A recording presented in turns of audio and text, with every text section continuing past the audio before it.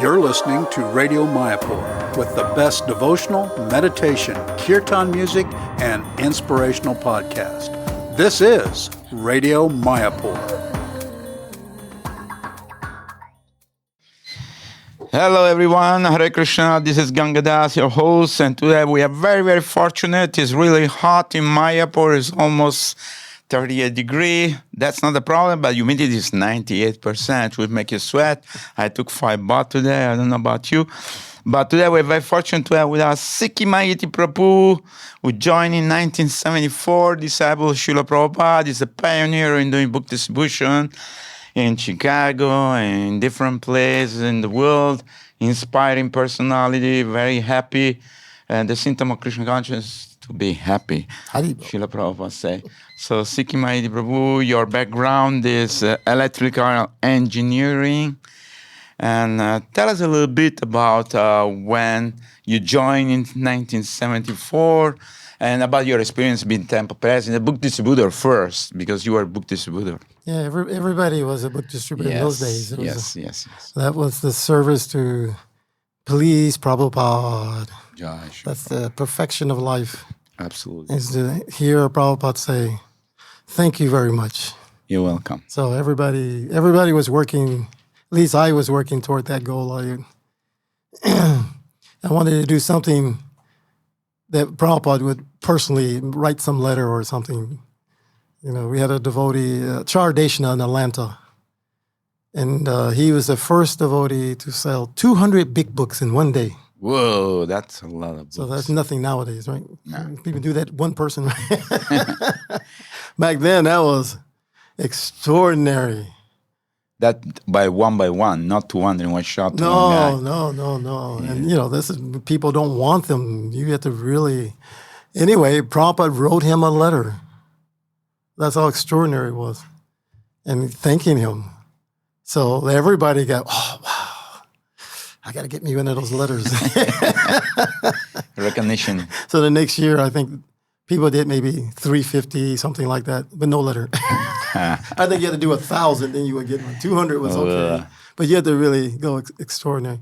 So anyway, I joined, like I said, in 1974, but I got my first contact with Krishna Consciousness in 1971. I was 16 years old. Wow. Living in a little small town, Gary, Indiana. I don't know if people know about that. I don't know what it is. That's where the Jackson 5 came from. Oh, amazing. We used to pay, before they were famous, we would pay 25 cents to see them perform in the schools. Wow. They weren't famous yet, so. Anyways. In which state is it? That's in Indiana, which is, it's practically Chicago. They call it Chicago because it's so close, the metropolitan Chicago area. I see. But my brother and I, we grew up, I think like most people I would dare say, that you always questioning, who am I? Yes. Why am I born like this? Why do I have to die? All these questions, and we always wanted answers. But who has answers? You tried the church? Yeah, my mother was a Christian, so she would force us to go to church. Every Sunday? Almost until we learned how to escape. We would hide. Because I remember I would go and I asked, why am I born like this? Nobody knows. Why nobody knows? Why is God hiding from us? Don't ask those questions. They had no answers. So they go, why should I, what is the point in this? They don't know anything. Absolutely. So I just stopped going. My mother would be looking for us. We're hiding under the bed. She came, come on, you got to go to church. Come on. Hey, kids. Till we got old enough, she quit chasing after us. So, but that's a sign of intelligence from very childhood to ask those questions. Many devotees, many people who are intelligent, I should say, they will all ask themselves at one point in their life this existential question, like, doesn't make sense. The star, the moon, the people, the things happening around you. Must be a controller, supreme, something. Yeah. But nobody can answer those questions. That's left you always interested in knowing more. The thing that really disturbed me the most about the Christianity at that time, now, of course, we're devotees, we understand it properly. Sure. They would say, God is going to send you to hell forever if you don't accept Jesus. And I remember saying to him, I didn't ask to be created in the first place. So I didn't ask to be created, and now he's going to send me to hell forever? Why didn't he just uncreate me? It doesn't make any sense. I wouldn't do that to someone. I'm going to punish you forever because you don't do what I say. It just seems so unfair. I was like, please, don't use that on me. So we even at that time, I don't know if you all know about that, the what do they call it? Nation of Islam, Black Muslims came out. So we went to one of their places to say, let's see if they have some answers. Scary. No, even it's all worse. political. It's too political. Because back then, that's when America's going through this segregation and the blacks and the whites are fighting for equal rights and all these things. So they're preaching, why are you following the white man's religion? They use that religion to make you a slave. What is wrong with you black people? Wow. Yeah, Islam is from Africa, and you are black, so you should be Muslim. And my brother and I was sitting there, how do we get the heck out of here? This is too crazy, man. So anyway, that didn't work out.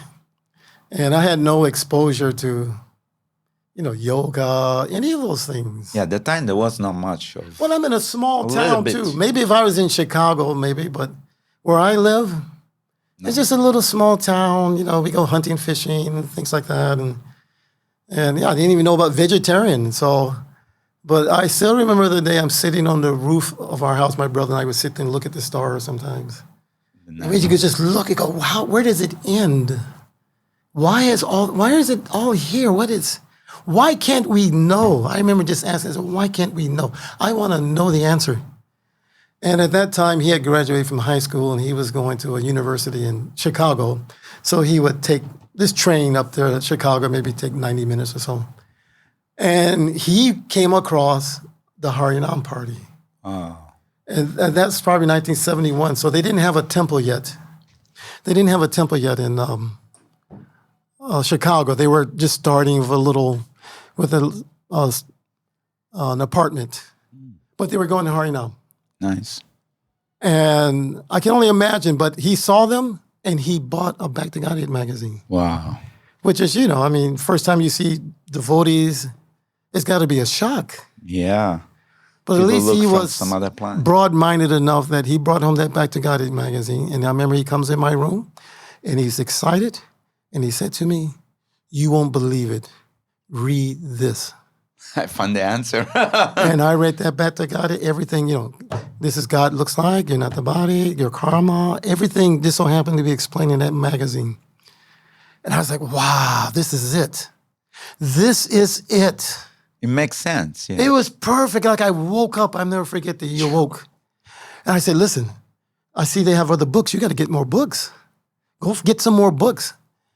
And he came back with Bhagavad Gita, which he bought in the bookstore because they were still selling Prabhupada's Bhagavad Gita in the bookstores in those days. Right. The Macmillan Gita. Right. And I did the best I could reading it. I mean, it was, I couldn't burn Arjuna, all these things. I just skip over it. Yeah. Even Hare Krishna. I didn't know you were supposed to chant Hare Krishna because I just, whatever. And just keep going. Let's get the essence of this book. Yeah, and then, the first chapter was like, this doesn't make any sense. What is all this? I just kept going. What's going on? Kept going. And when I was finished, I was, oh, man, this is it. And I told my brother, I said, we have to do this. He's like, I'm not doing it. But he agreed with the philosophy, but he's like, I'm not going to do those things. I said, come on, let's do it. So I told my mother, I said, okay, I'm not eating meat anymore. Wow. And she was like, what? Are you crazy? And I started preaching to her, and then not the body, blah, blah, blah, blah. I said, no. Jesus said we can eat No, meat. he said, if you don't eat meat, you're going to die. Oh. That was a philosophy. You have to have protein, right? Mm-hmm. So she took me to the doctor even. And the doctor is giving me a whole lecture, the food groups and this and that. And I said, I don't care. I can die. I am not going to eat meat anymore. This is it. So she took me home. She says, okay, I'm not cooking any more vegetables. So not eating meat didn't last very long. But and by the time I was 17, so that's almost the next year or so, year and a half or so. Then I graduated from high school, and I was going to New York City to go to a music school. And What instrument you were learning? I used to play viola and piano. Yeah, like no viola is Yeah. like the big giant violin. Oh, giant violin. Yeah, which is And piano. Yeah, but viola was the main instrument because of an orchestra. So, but I wanted to be a rock musician, but I didn't care about it. I wanted, music composition, these kind of things. But you read the book, so everything has changed. It's changed. Yeah. That drive you had to, what you were planning to do is gone because hey, you get to do something about this. You're not this body. You're gonna die. You need to go back to Godhead. So I get to the airport, and that's the first time I see devotees. They used to sell books in their dotis in those days, and I remember seeing the brahmachari, and I was like, "Oh my God, it's the man in the book." That's all I can remember.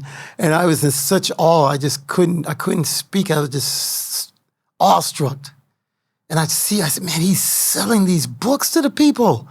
Wow, amazing. And so he comes up to me, and he sells me a Krishna book, the really big one. Yeah. And I think he must have been new because he was very nervous. I just remember that. He was so nervous. And he'd hand me the book, this and that. I go, okay. How much? $5. I give him $5. And he walked off. He didn't preach to you. I would have bought every book he had. I might have gone to the temple even. Because I couldn't say anything to him because I was in such awe. I was like, And so then, I had Krishna book, Bhagavad Gita, back to Godhead. And I go to New York and staying with my aunt. And I didn't even finish that semester in music school. I did about 3 weeks. Because I realized in the end, I can't compose music. I can't, it's the one thing to play instruments, but there's no songs coming out of me. I'm like, I'm going to be some poor musician? Sounds like I'll forget this, I dropped out of school early so that I could get the money back. If you drop out by a certain time, you get the money back. And then my aunt, same thing I'm trying to tell her. I'm going to be vegetarian, and they're giving me a hard time about it. So I got a job for a while because I didn't know what I wanted to do. I want to be a devotee. So I was working in a bank. That's a bank teller, Chase Manhattan Bank, right by Central Park. I remember that. And the temple, I looked at the address, and the temple is very far from where my aunt lived, maybe 2 hours by train. And I'm from a small town. I was scared of New York. It's a big city. It was, that place was just, people are very aggressive, and I'm, shy. And I was like, I got to go to the temple. I got to see it at least one time. And I got the courage up to do it, And it's long journey, changing trains, and finally get to Henry Street. And I see Radha Govinda for the first time in the kirtan, and I'm just standing in the back in awe. And some devotees took me aside, talked to me. I almost joined then. I remember that. Wow. I almost did. But I don't know why I didn't. I wish I had. And then I had to go back, which was scary because it's late at night. And, New York subway. It's dangerous. I was scared to death. I'm like, God, what am I crazy going to this place? And I get back. Finally, I told my aunt, I said, I'm going back home because I think I'm going to just move into Chicago. I'm going to move into Temple closer to Chicago, I thought. And she said, you're going to quit that job? Are you crazy? It was a really good job. I was doing really good. They really liked me. You can make so much money. You go to the banking system. I said, I just want to be a Hare Krishna. That's what I want. Are you crazy? Hey, you join some cult. And they were just, So I get back to Gary, Indiana. My uncle was a principal of the high school there. My mother was a teacher. And, we were close because we would go hunting, fishing all the time. And I had stopped hunting, I remember. And he was just so distraught. Why? And I was trying to preach. I said, you shouldn't kill animals. You shouldn't. Well, why? I mean, you can just come with us at least. You don't even have to hunt, I was like, no, I don't want to do it anymore. And I said, listen, read this book. And then, you can ask some questions afterwards because I can't explain it well enough. And he read the Bhagavad Gita. And later on, he told me, he goes, everything it says in that book is true, but I'm not going to do it. I can accept that, but don't tell me it's not true. I was honest, and he had to recognize that this makes perfect sense. Absolutely. And then he tried to convince the rest of them to leave me alone, actually, matter of fact, because he was the older brother of them. So my mother's like, okay, you can be Hare Krishna, but you're going to have to finish school. I don't care. You're getting a university degree, and that's it. I don't care. So she made me apply for something to, no stupid music, get something you can make some money on. So I said, okay, let me do industrial engineering because math was pretty good for me. And I thought, they're not going to accept me. And I got accepted in Purdue University. So I was like, man. But it's a good thing I applied late because the dormitories were full. I said, well, I got accepted, but there's no place to stay. So I'm getting you an apartment in a small college town. And I was so disappointed. Oh, God, okay, fine, whatever. And I go down there, and I'm in the apartment. I'm going to school for a little bit. But, this is university freshman. I've got an apartment every night. Somebody's knocking on my door. Party! Party! Party! Party! And I didn't say no to anything. I mean, it was crazy. It was like Krishna just flushed out. Okay, you want some sense gratification? Yeah, here it is. Unlimited, anything, everything you can imagine. Yeah. Willing. These people, people have been living in their homes and now they're freshmen away from the house. They go crazy. And at one point, I was so burnt out. I just couldn't take it anymore. I didn't want to answer the door anymore. I don't want anybody coming over here. And I just want to be a devotee. I had this girlfriend. I was trying to convince her, come on, you come with me. I said, I'm not going there. No, I'm not going to do it. I said, I'm going. So if you don't go, you're never going to see me again. This is going to be it. She's like, I'm not going. I don't care. So I called the temple on the phone. Chicago. I looked Chicago and I said, I want to be a devotee. What do you have to do? And the devotee said, come to the temple. I said, okay. And he hangs the phone up. He doesn't ask you contact, nothing. Nobody preached in those days. But to me, that answer, what I was looking for, meant move into the temple. That's what I got out of it. Move into the temple. I go, that's it. I'm moving in the temple. So Thanksgiving break, my brother came down. I said, hey, you take me to this address. I'm moving in the temple. He goes, I'm not going to do that. Mom said you have to finish school. But I had all these instruments, bass guitar, all these things, because, I was trying to be a musician. I said, you take me to this address and you can have all my equipment. Wow. He goes, okay. You say, okay. Okay. Because he wasn't living at home anymore. So, so he drove me 200 miles to the Chicago temple in Evanston and drops me off at the front door of the temple. I got my bags and I knock on the door and they bring me in. And I said, I called on the phone and said I want to be the devotee. And they said, come. So here I am. So they take me to the temple president, Sri Govinda. And he starts asking me questions. And, why you want to join? What's your problem? Okay. And he says, you don't really know anything, You need to visit for a while. Sure you want to join? I said, why didn't they tell me that on the telephone? I'm 200 miles away where I'm supposed to be. And now you tell me I need to visit. Because I really didn't. The way I read the books, I just skip over things. I couldn't, whatever I could comprehend. But from reading the books, I knew enough that you had to move in the temple if you want to be a devotee. So he said, okay, you can stay, but, you can't shave your head. So he had Bhaktivedanta, he's Rama Kelly, my good friend. He said, come get this boy. So, everybody's heavy in those days, You, come with me. Jesus Christ, who's this guy, He marches me straight to the kitchen. Didn't didn't show me here's where you sleep, nothing. No, straight to the kitchen. You're gonna wash those pots. What? I never seen pots that big before. I go, how the heck do you wash the thing? Because the sink is in those days, they didn't have proper sinks. You just wash it. You understand? I don't hear nothing from you. You wash those pots, and that's it. Oh, God. And when I was at home, I never had to wash dishes. My mother, she liked me somehow or another. She always said, you kids, the other brothers and sisters wash, but he can do something else. That's not fair. That's okay. She'd always cut me a break, And And now I'm washing. The pot. Oh, man. I'm like, okay, I want to be a devotee, so I got to do it.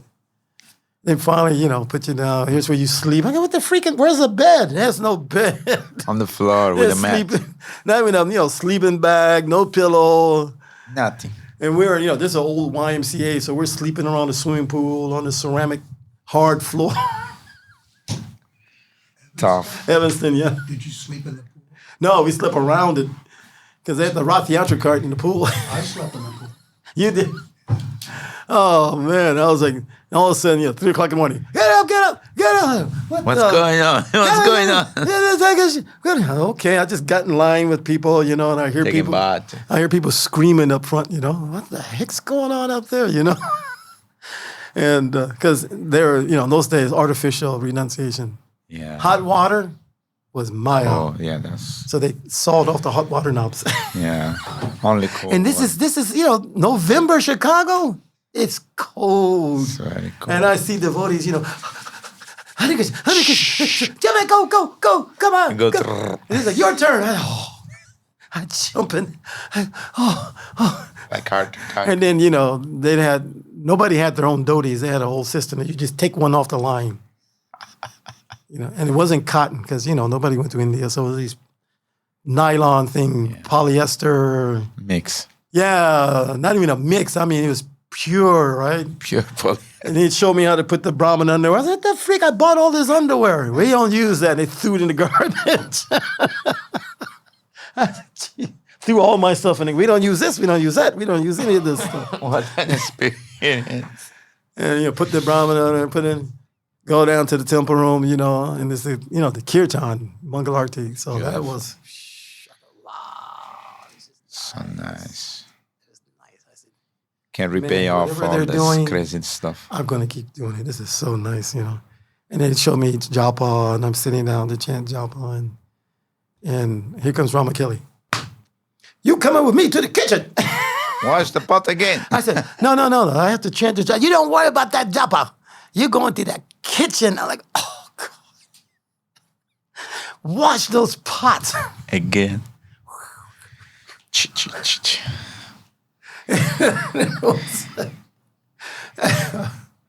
And then prasadam. Wow. I didn't like prasadam. You didn't like it? I didn't like What? Who was the cook, man? No, I was a demon. My mother, she cooked very simple. Salt and pepper, maybe pepper. Some boiled vegetables, maybe fried things, fried chicken, fried like that. So when you see turmeric, all these spices, I was like, come on, God, what the heck is this? I'm like, man, how you people eat this stuff? I would just eat the rice. But what's too spicy? No, I don't know. I wasn't accustomed to all those flavors. Flavors. But, before you eat, because the system then was, the new people, they serve prasadam. Oh. It wasn't like, nowadays, you want some more burfi? The other way. You want some more? Rice? No, heck no. Serve everybody first. Yeah, because, it's a pecking order. Brahmins, first initiated, then the bhaktas in the line they join. If there is any leftover, and you went down that line serving, like that, Maha too. Tough time. Your maha was juice if you were the server. But I didn't care any because next time I ate, I was like, I don't like anything anyway. I don't care. I'll just serve, You are in bliss. Eventually, I start, like in halwa, and then I'm washing. All I did was wash pots all day, and I was lamenting. I'm like, what are they doing? Oh, they're going on book distribution. I said, can I do that? No, you haven't been here long enough. I said, Jesus Christ. So after how many months? After how many months you went? No, because somebody joined. Another guy joined. Oh. Then I got bumped out. No. Whoever joined, they did the pots. That's how they did it. System. Yeah, then I got to go to book distribution. So the first day I go out, the back to God magazines downtown. And, hi, this is Krishna. Get that freak out of here. You freak, then spit it on. Yeah, you just that. Why do you got stupid cult? Man, these people, why don't they want to listen? Look, this is such a beautiful magazine. To me, I used to, when I was in university, I put that Krishna book up. Yeah. So people could see. I said, isn't that beautiful? Yeah, whatever. Pass me the marijuana. Leave me alone. And I tried to talk to them. They didn't want to hear it. They didn't want to hear it. It was so shocking to me. People don't want to hear it. So the devotee told me, say, hey, don't tell them we're about Krishna. They ain't going to listen. Just tell them we're feeding kids. I said, we're not feeding kids. Hey, it doesn't matter. You got to sell the book. So just tell them. I'm like, oh, man, that was so hard, So I couldn't sell very many, but I was thinking, I better figure out how to sell some books. They're going to put me back in the kitchen. So we were doing intersections. So then I came up with another method for my own. I just realized, okay, you just got to get heavy on people. You can't ask them anything. So the traffic lights, you get like 60 seconds or so. Car stops. Right, stop, red light, boom, boom, yeah, 60 seconds. I could do 2-3 magazines in that 60 seconds. But the way I do it, I would just, the first car, if they didn't roll that window down, I'll beat the heck out that window. Pop, pop, pop, pop, pop, pop, pop, pop, pop, pop, I mean, annoying. And the guy, he rolled, crank window. You could see, he's going to scream at me, what the? And before he could say something, I'd throw that magazine in the back seat, just like, right through the window. Give a donation, hurry up. Come on. Hurry up. Did you see the light's about to turn green? Why are you taking so long? You're wasting my time. Come on. I just got over talking. He's like, what? He didn't know it because the cars are big. He can't get it, right? What's it all about? I said, you can read about it later. It's in the magazine. So he gave me a donation. And then the other cars, they're all waiting for you. Pumping. They're waiting. No, when you do that, then they're all if you don't get the first car to give, nobody gives. Yeah. So you have to get the first one or fake it. Like you don't let people see what's happening. You make it pretend like you gave something, and then they're waiting for you. So they say they're gonna give me a magazine. Yeah, people are like I hate to say it, like sheep. They just follow the other guy. So we could do 200 magazines a day like that. Wow. So then they're like, oh yeah, he's pretty good. Let him go on book distribution. Then they sent me to the airport once, and I was too shy for the airport.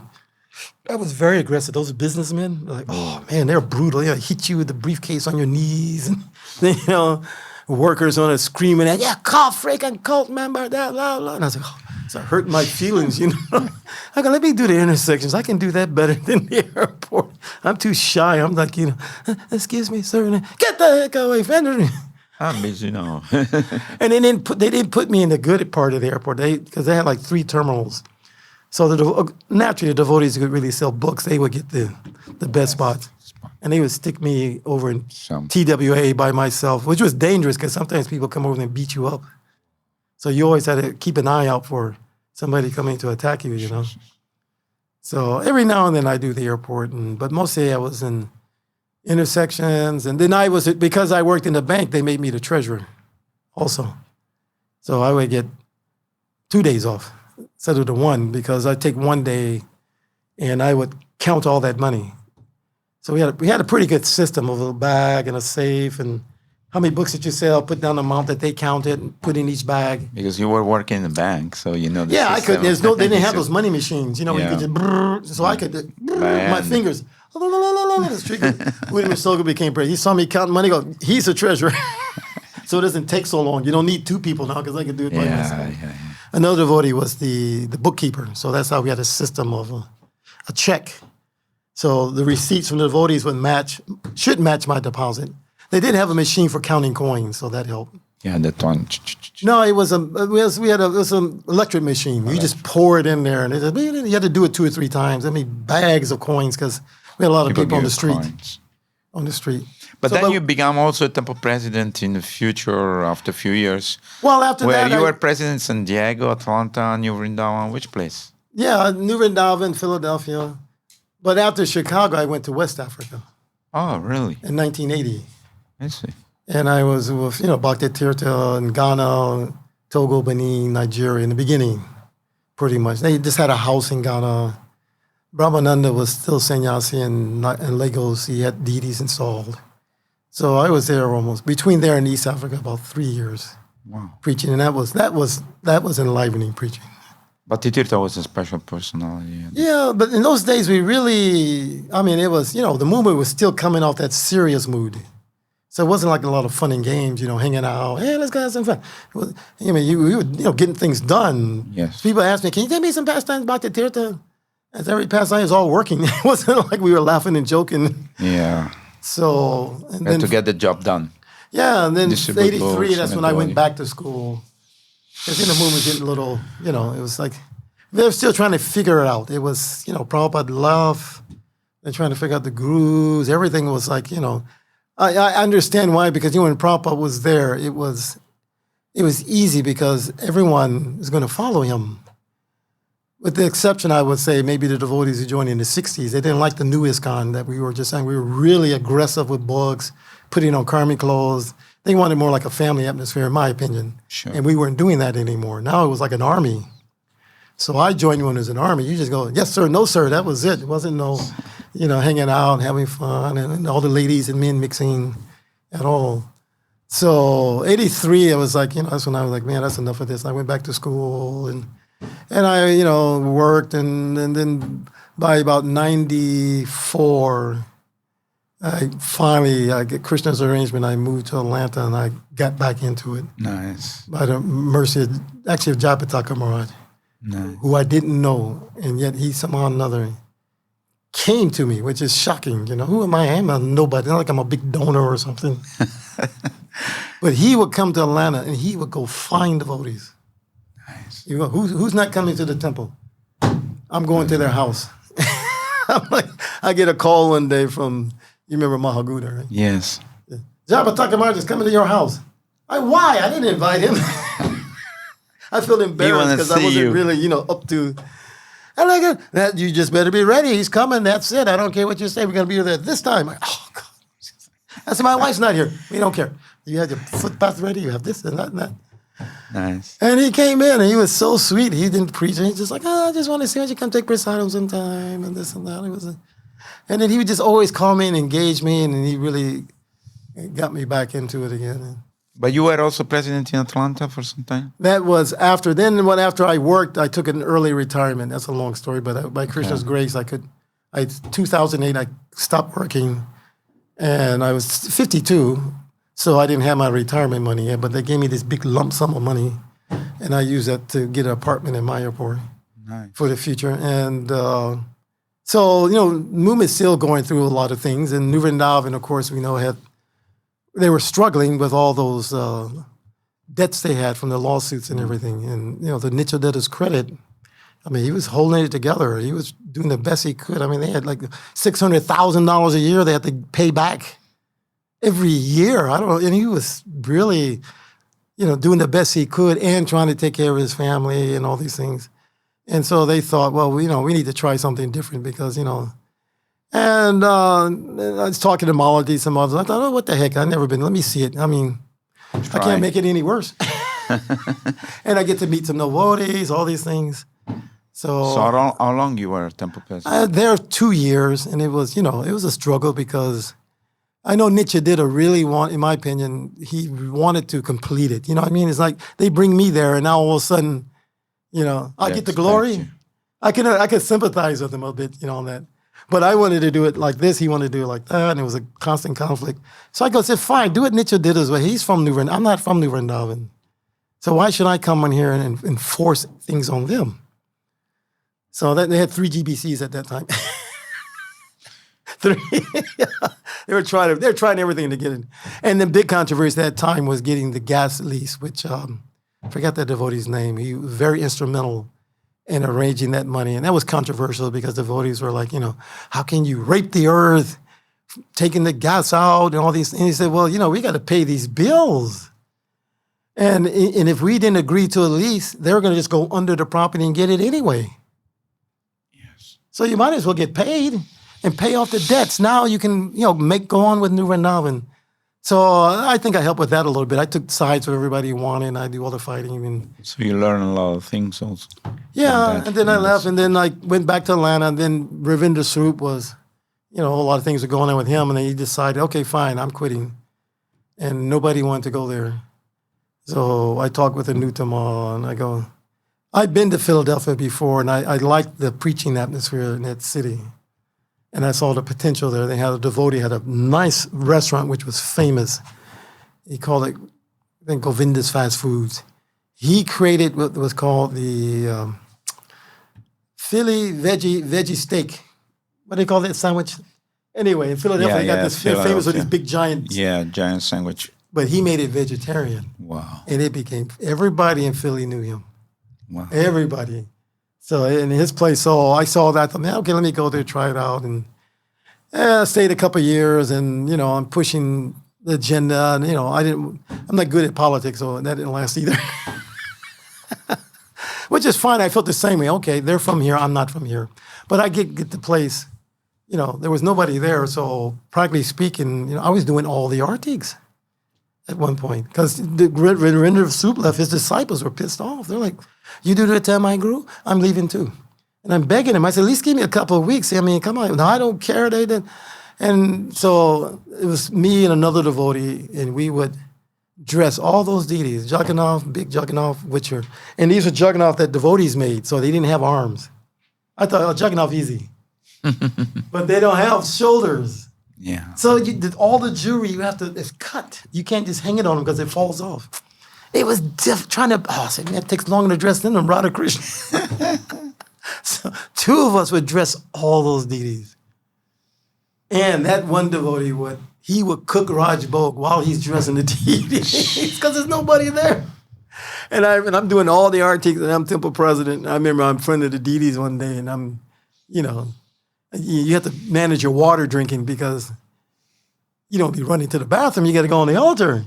So I'm killing my health because I'm not drinking enough water. Right? And I'm praying to the deities. I said, you're going to kill me.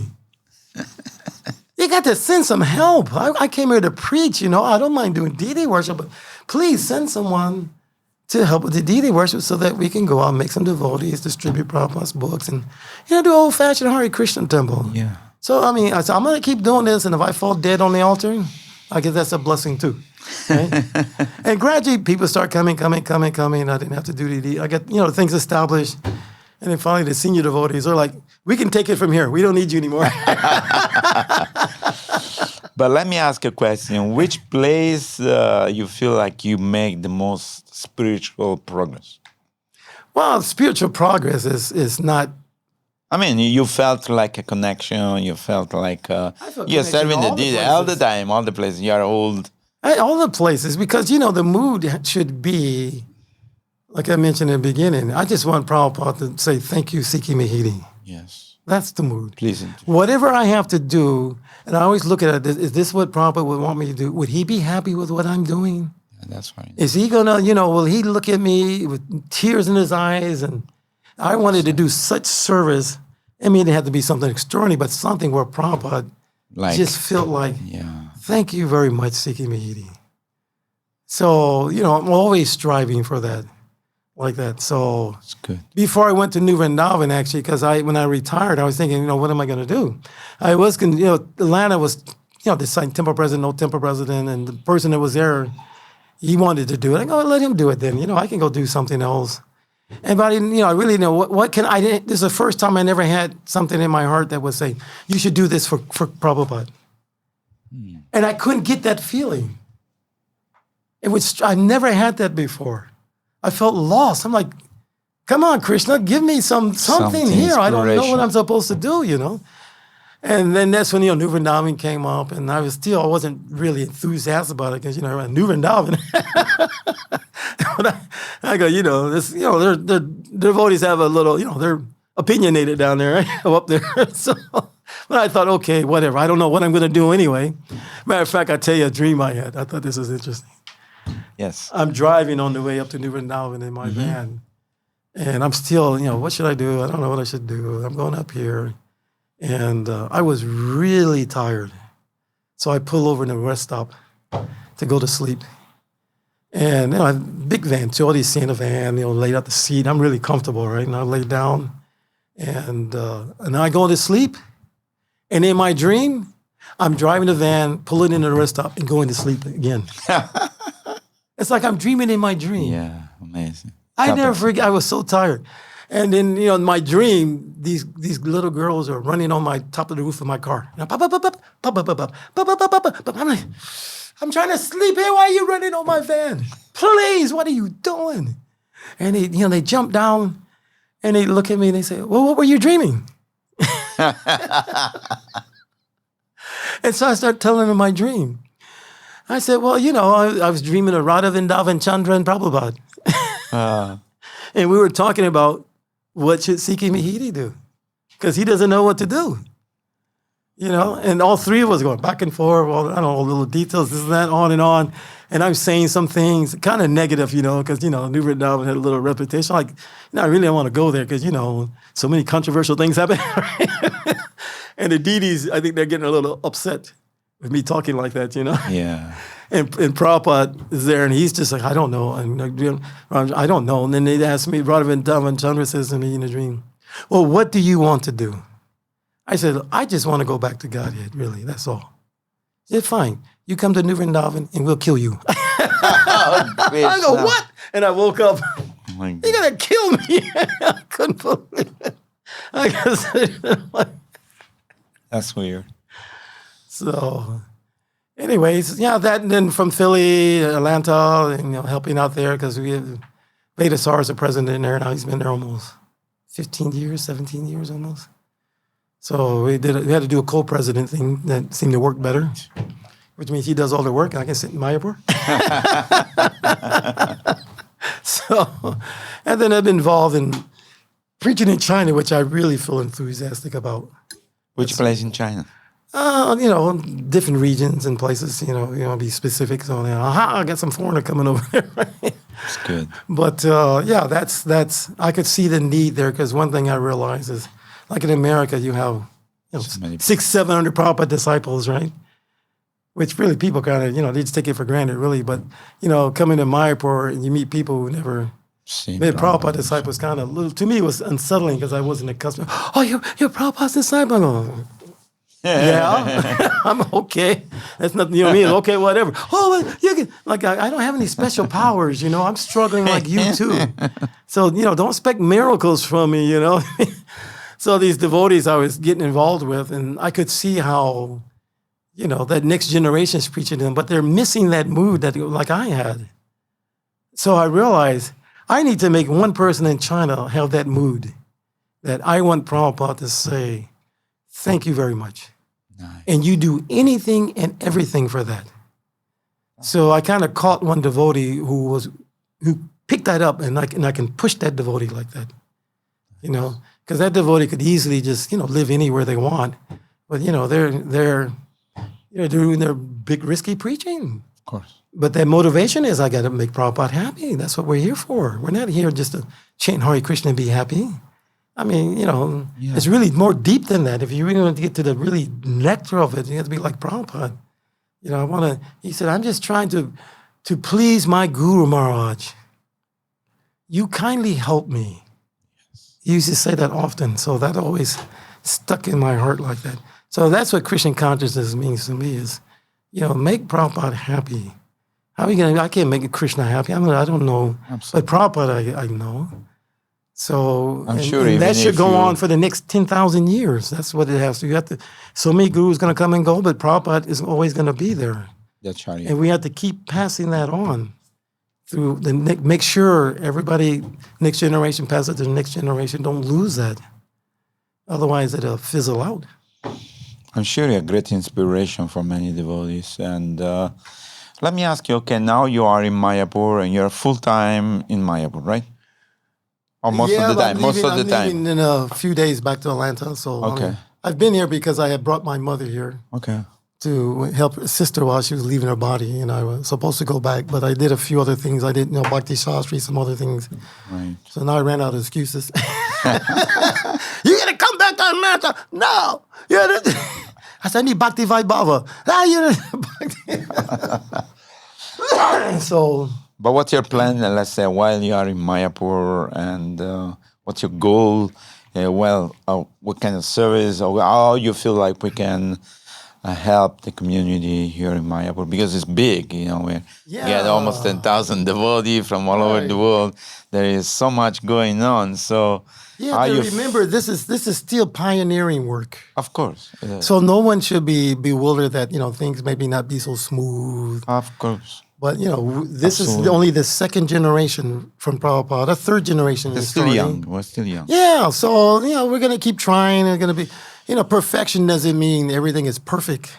No. That's what people have to remember. Material world is perfectly imperfect. Right. So if you understand that, then, even despite that, still look at Krishna Consciousness expanding. It's beautiful. Despite us. Yes. That shows what is the essence. I think Krishna purposefully keeps it like that because for you to stay, you have to be Krishna conscious. Otherwise, you can't stay.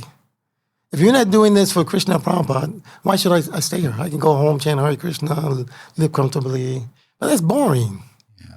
So, you need to have a purpose. That's what if you have a purpose, then you can tolerate so many things. Sure. But if idle mind is a devil's workshop. So if you just come just to chant Hare Krishna and try to be a Bhajananandi, you're going to have it's going to be different. Unless you're that advanced. No, you're... So even here, I think people while they're here, they should think like that, especially like the foreigners, the white elephants. That's inspiring to these local people. Absolutely. They come in, they see the tall, beautiful white person chanting, I want to be like that. Man, they're chanting Hare Krishna.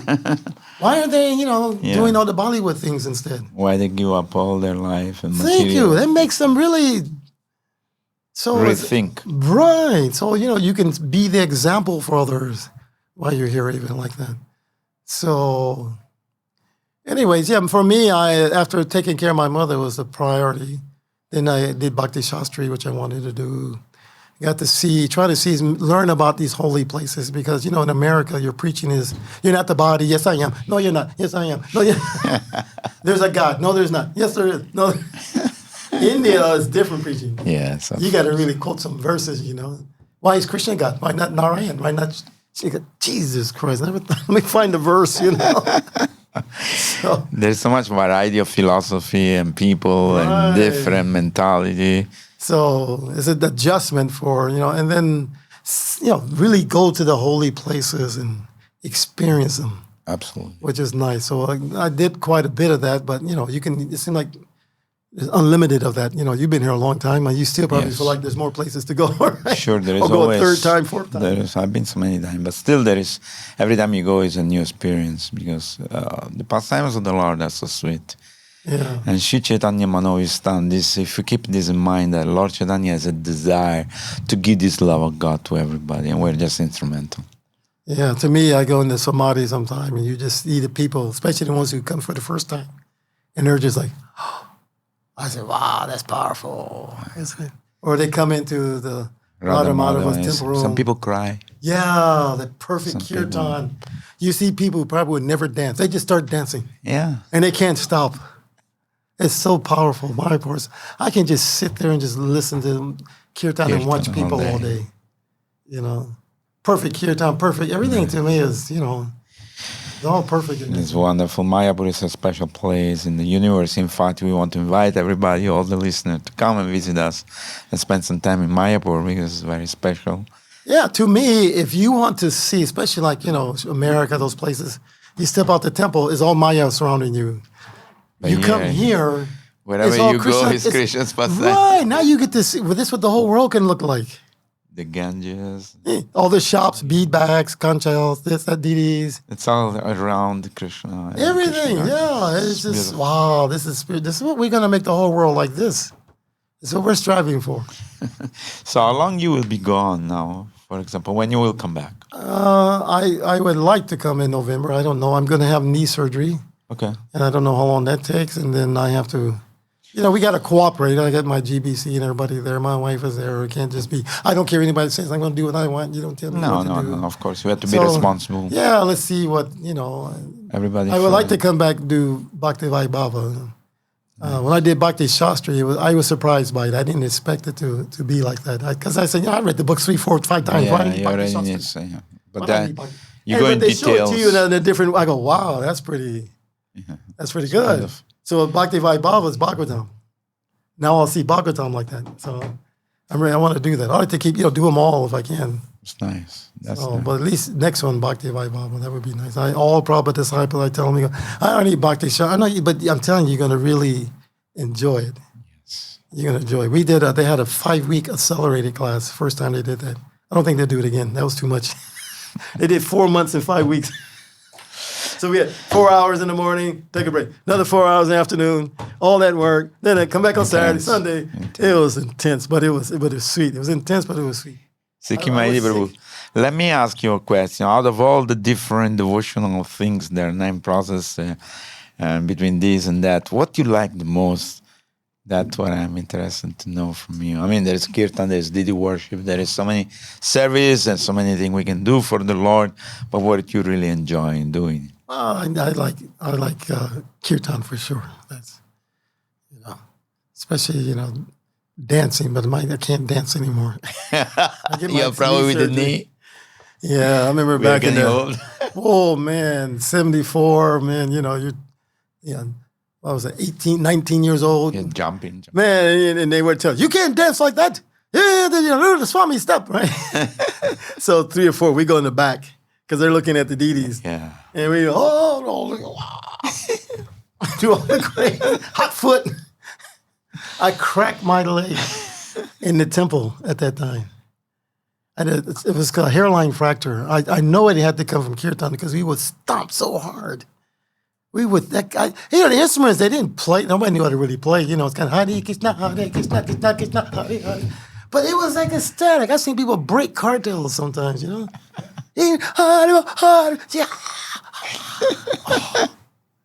So, yeah, I like to, maybe I'll see after knee surgery I can dance again. It'd be nice. Sure. Maybe not that bad, but,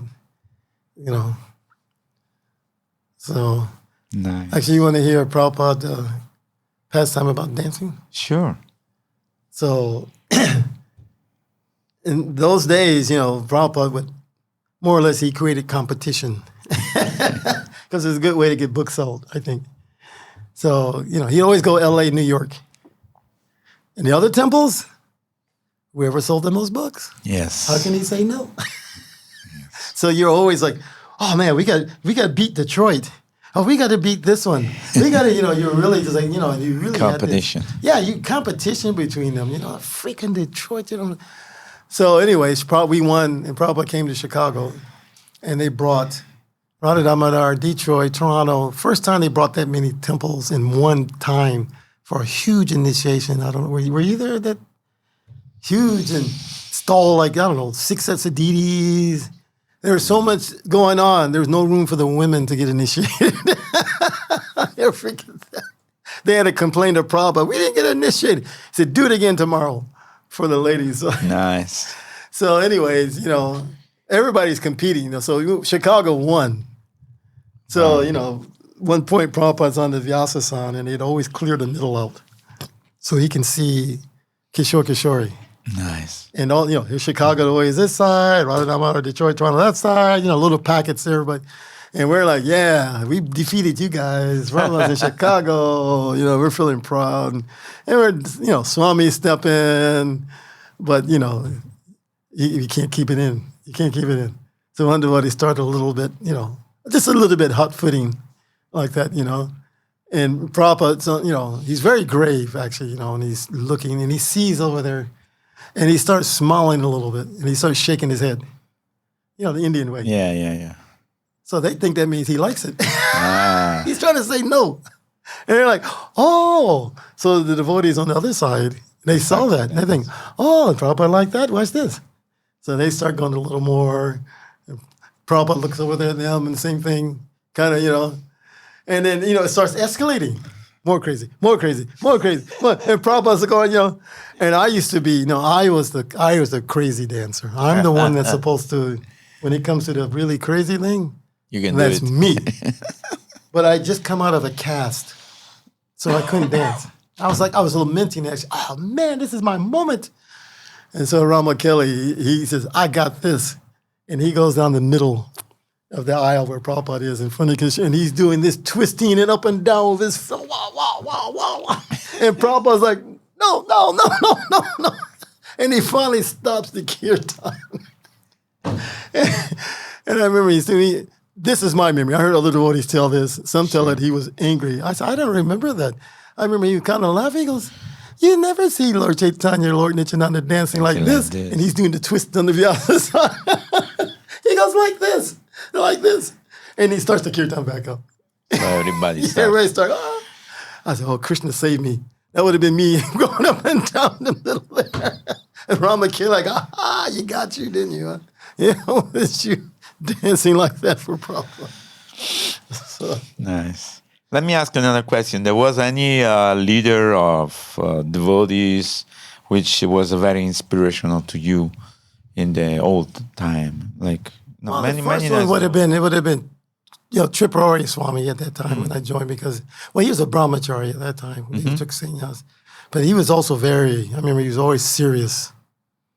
And you could see it, and to me, he looked like pure devotee to me. I don't know if he was or not, but he was. And then he would dress the deities and go on book distribution. I was like, wow. I couldn't believe it, And, so that was, and so many devotees in there, Sri Govinda, Sloka, Shivaram, even, God Brothers, so many people in there. Nice. And of course, Bhakti Tirtha, he was Ganesham at the time. He was always just peaceful, happy. To me, it's like I never saw him sleeping. Very active. I don't know why. Every time he was up. I never saw him. The whole time I've never seen him laying down asleep. And he was always like smiling, happy. Oh, radiant, yeah, very expert at dealing with devotees, and he was expert. He was really special. So Prabhupada liked him too. He got independent because of his BBT library preaching in Russia, especially. And Prabhupada told him to write to me personally, all the time. He had, he didn't really have somebody over him. So that helped, because when Prabhupada left, then they're like, you got to be under a GBC. So it was a little bit, but he kept his style going. So, now that preaching is everybody does it. Back then it was controversial, Yes. Put the outfits on and all these things he used to do. But I remember asking him once, I go, how do you get away with it? I know they get upset because, you're dressing like that. And he said, they can't say anything to me. Why? He says, I go full morning program. And they don't. So how are they going to say I'm in Maya? They can't say I'm in Maya.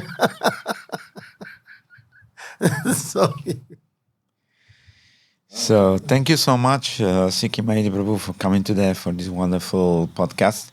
Is there any message you want to give to the audience who are listening around the world about radio, Mayapur radios, anything? Well, overall, I somehow or another been speaking with a lot of groups and all, and I've been pushing this message again that we have to remember that, Krishna consciousness means you want to make Prabhupada happy. That's nice. And then you want to find some purpose. It has to be a little bit material satisfying so that, I accomplished something and somebody recognizes it and you feel good about it. And if you have that, I find you don't have any difficulties. Even if there's difficulties present, because you have something you're trying to achieve and it's achievable, you'll be happy. And if you don't have that, then there's all kind of problems. This is wrong, that's wrong, what about this, what about that? So you have to find it, and you work with some devotees to help you do that. And we all should have mentors and devotees over us in this way. And, let it, like, I don't know if Prabhupada said it or Kirtananda, but it used to be work now, samadhi later. Yes. That's the key. So let us, Param Vijayate Sri Krishna Sankirtana. And you come to Mayapur and get inspired by Mayapur, and then you go back and try to expand this Krishna consciousness. That's our life. Thank you so much once again. A great inspiration. I hope you have a nice journey back to USA, and you come back soon. We'll continue our, our service to Srila Prabhupada for pleasing him. Jai Prabhupada. Srila Prabhupada ki, Ananta Koti Vaishnava Vrinda ki, Gaura Premanande. Ganga Prabhu ki. Hare Krishna. Thank you. You're listening to Radio Mayapur with the best devotional, meditation, kirtan music, and inspirational podcast. This is Radio Mayapur.